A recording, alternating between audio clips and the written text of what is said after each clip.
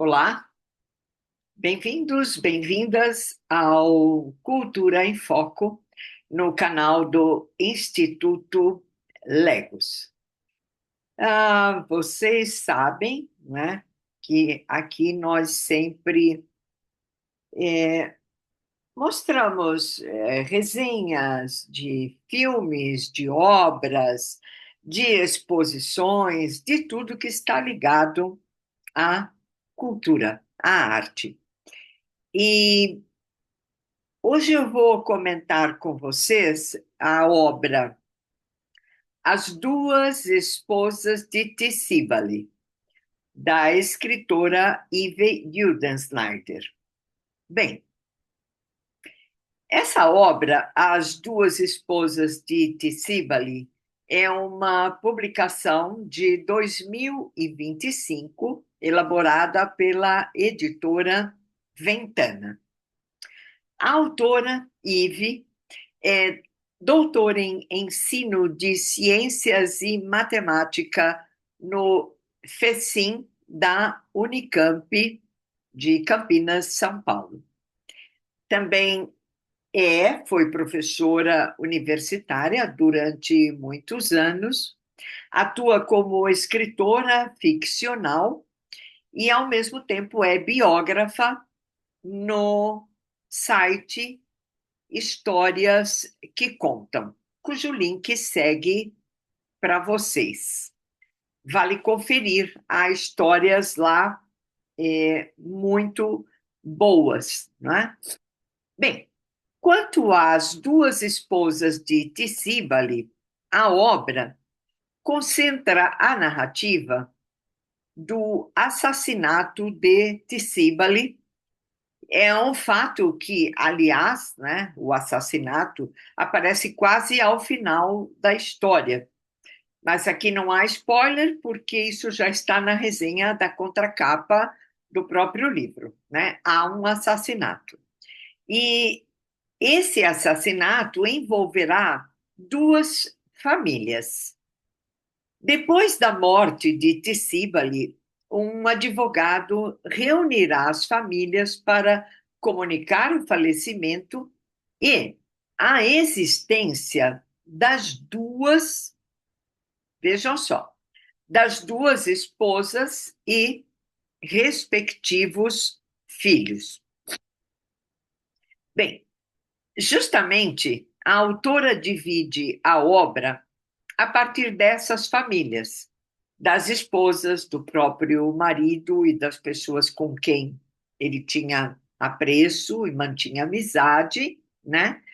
Esse é um marido de ambas as mulheres, não é? E todos os outros envolvidos, ou seja, os filhos, as noras e netos desses dois casamentos. Ao leitor poderá causar estranhamento a facilidade com que as duas esposas lidam com tudo isso em meio aos familiares. Eis um dos, e talvez o primeiro apontamento dessa narrativa, que trabalha questões relacionadas à monogamia e à poligamia. Afinal, esse marido, para elas, para as duas esposas, representou um ideal de companheiro. Marido excelente, pai maravilhoso, avô dedicado, um amigo, não é, sem máculas. Então, como, portanto, julgá-lo por esse comportamento é considerado inadequado, seguindo os padrões sociais que nós conhecemos, não apenas no Brasil, não é?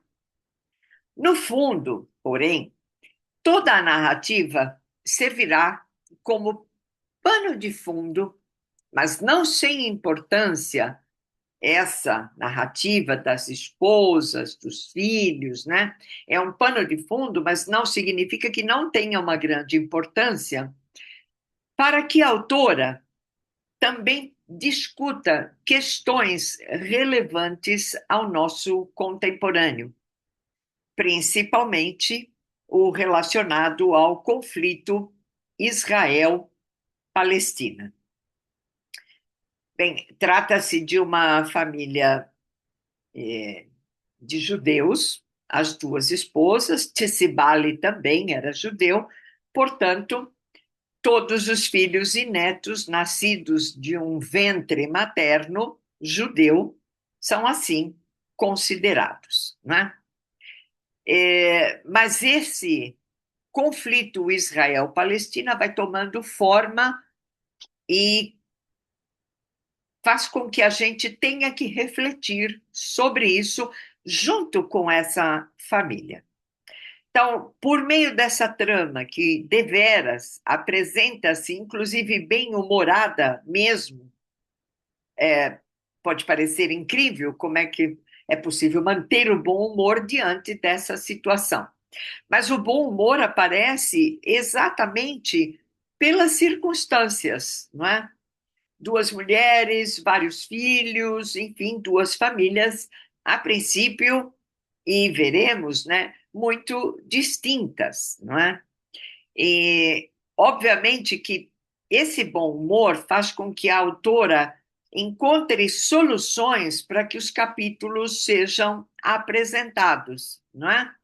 Porque tamanha é a confusão com tantos nomes de toda a família, a começar pelo próprio Tsibali, que tinha dois nomes, né? Isso tudo requer um certo esquema de capítulos para que o leitor também não fique confuso.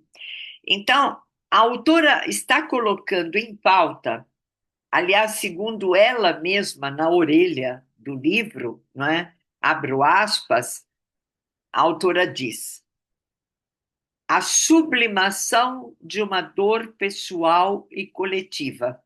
Isso é o que representa para ela ter escrito As Duas Esposas de Tisbal, não é? Então, sabemos, não é?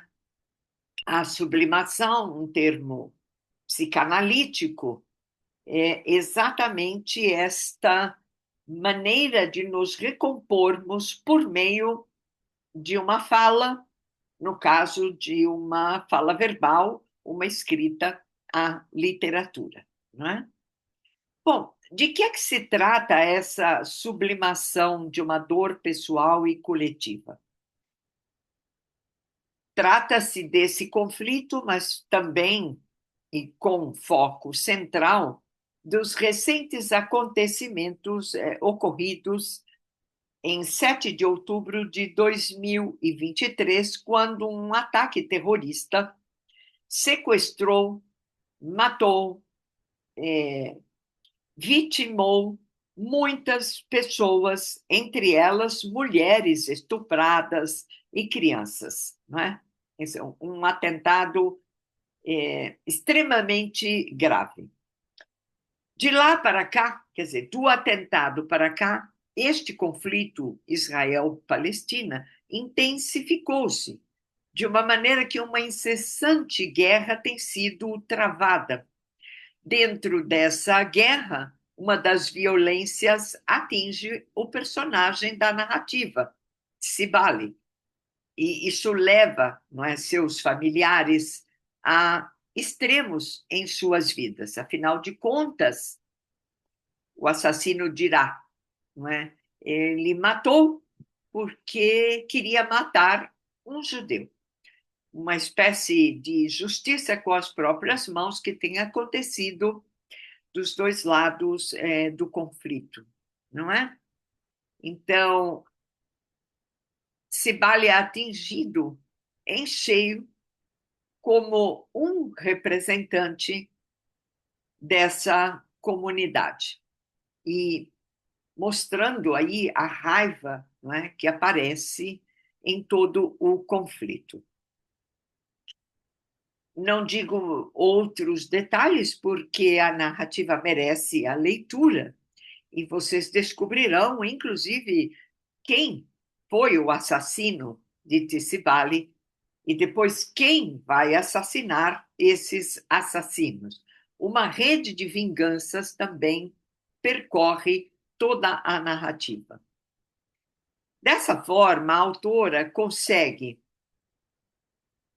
construir uma narrativa, historicizar este momento dramático e dar ao leitor uma apresentação cuidadosa de termos elaborados e colocados também em um apêndice. Então, à medida que certas palavras, certos eventos históricos aparecem, eles vêm em nota de rodapé e, ao final da narrativa, estão em um apêndice. Por isso, eu repito, trata-se de um romance e um romance histórico acima de tudo, não é? E a autora consegue, com maestria, conduzir o leitor por um suspense, o que nós aqui na crítica literária chamamos uma função conativa. O que é isso? Há uma participação intensa do leitor diante desse grave acontecimento, diante dessa narrativa de um homem que tem duas esposas e gerou duas famílias distintas e toda a problemática que isso traz. Enfim, com esse suspense, nós, leitores, nos agarramos a essa leitura avidamente. Então, é uma obra que a gente recomenda por ser literatura, por ser uma leitura histórica de um momento contemporâneo importantíssimo e por ter esta carga, né, de um suspense policial que nos agarra pelos olhos. E o Cultura em Foco vai ficando por aqui, deixando, esperamos, não é, a curiosidade para que vocês acompanhem essa narrativa Duas Esposas de Tisbale, de Eve Uden Snyder. Até logo mais.